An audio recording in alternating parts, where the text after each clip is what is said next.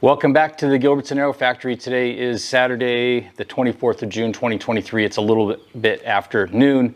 It's nice and toasty, as we would expect it to be this time of year. And I made a detailed list, what I should have done the other day. I made a detailed list of all the little, and there's 16 of them, all the items that I have to complete to close out the tanks. And I'll put that up here for you guys to see as well. As I was making the list last night, it occurred to me that throughout the build to this point, there hasn't been anything quite like this where there have been so many small tasks, small-ish tasks that need to be accomplished to complete seemingly simple parts, like just to complete one rib, for example.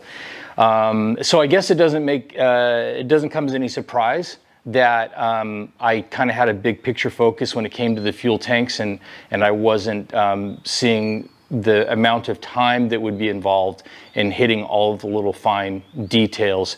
If you look at the plans themselves, they're just, I mean, the plans for closing and sealing the tanks are like this long. The actual work that you have to accomplish to do that is like this long. So at any rate, I'm going to do as much as I can to get through these 16 items, or as far as I can through these 16 items today. And as I go, I'll pop up little check marks as tasks are completed right up here somewhere. With respect to fuel sender debacle 2022 2.0, I got in touch with Speedway Motors. They gave me a full refund on the incorrect part that they sent.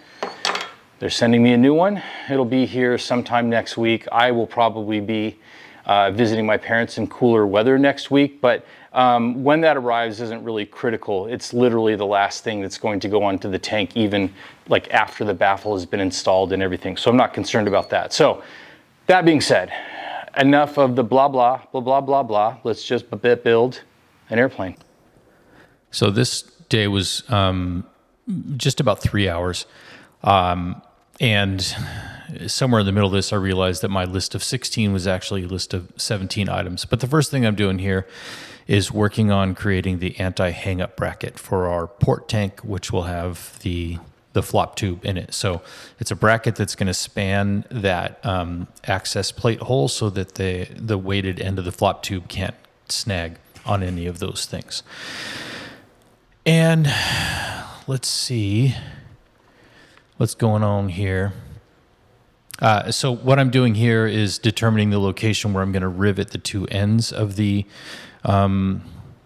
anti-hang-up bracket, and then trying to find the right size 1097 rivet. That's what I'm going to use there in that space. There's just enough room between the nut plates to put one.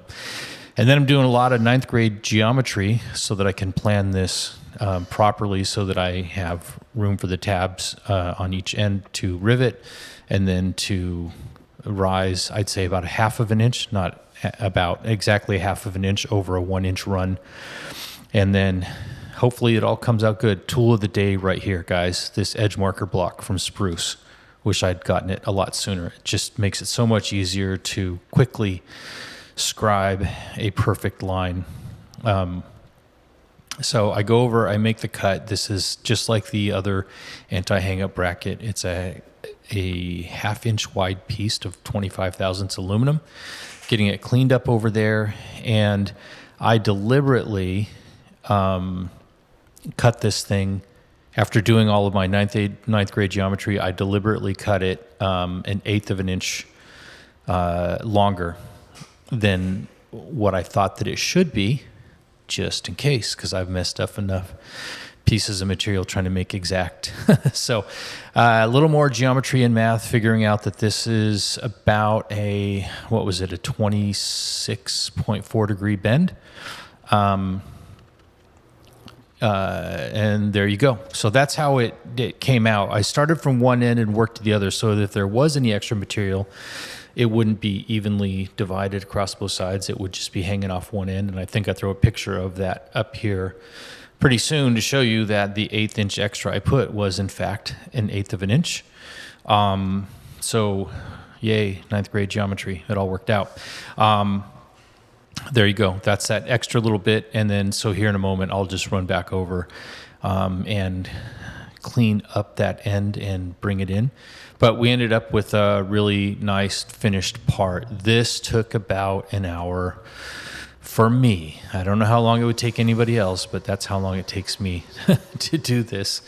I'm sure other people can accomplish it much more quickly. So, yep, that, just getting it riveted on, and then we've got a handsome little anti-attach bracket, which is kind of fun to make. So from there, let's see, check that item off the list. Moving on to the doubler. We're going to do the same thing on the right wing, or the right fuel tank that we did the left fuel tank, which is create a way to attach that that doubler to the nose of the inboard rib without having to have the fuselage bracket attached. That went really quickly. That was simply making a couple of holes and fitting it for some 1097 rivets that will go in later when we do that. And now, what am I cleaning up over there? Oh, okay. So on that same rib, the access port that holds the fuel sender and the fuel pickup, I'm starting to work on that. I need to get that fuel pickup mounted with its anti-rotation bracket. So that's the step that I'm working on right here. And this is where I discover the 17th step that still needs to be done. I'll come to it a little bit later, but I hadn't attached the nut plates where the fuel sender is going to mount in there. So there'll be a little break here. There it is. And I went away and came back with some more tools. Never worked with AN fittings before, and they have specific, although pretty broad, torque values. So the way this anti-rotation bracket works is you have to get that piece completely torqued down and then fit the anti-rotation bracket around it and then rivet it on, and then it is in. All that to say that I didn't have a crow foot that would allow me to like turn a nut with my torque wrench. So I went and picked up some inexpensive crowfoot attachments, and then doing some more math out of the AC 4313.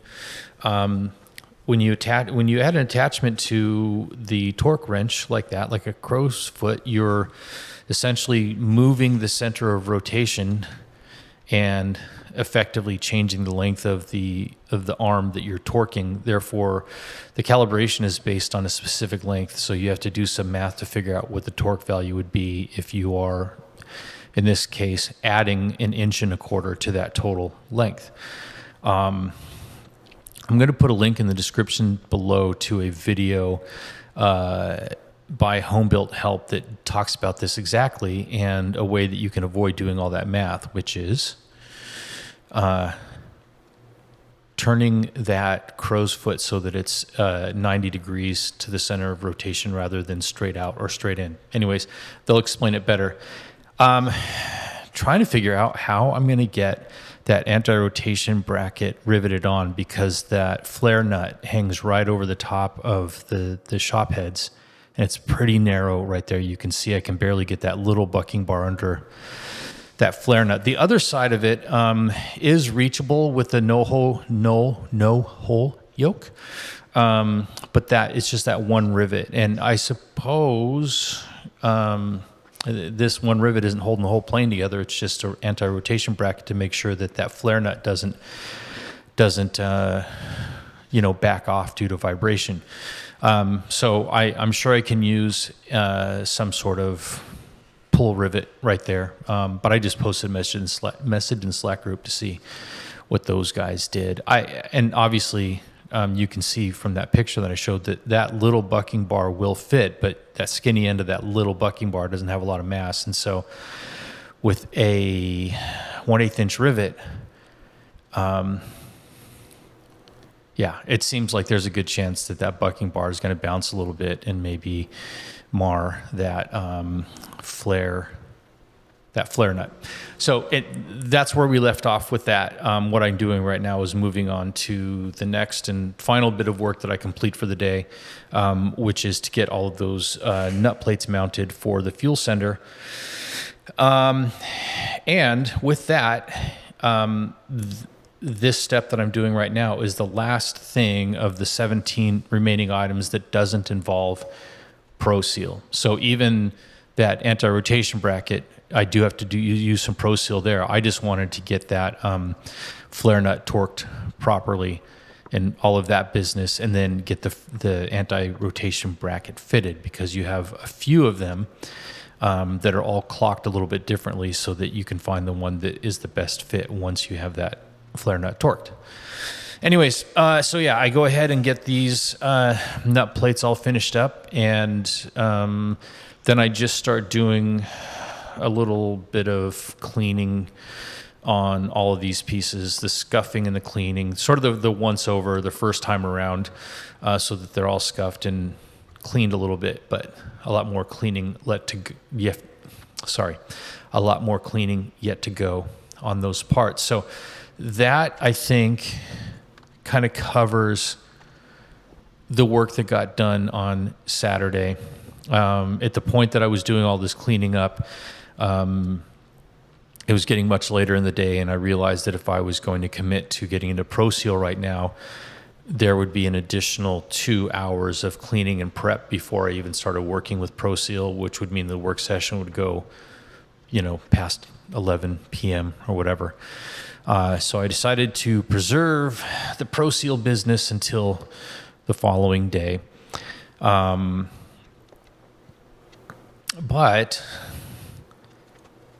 yeah, it's just, there's a lot of little detailed cleaning and scuffing left to go. So that does it for this one. Thanks for being here. Catch you in the next one.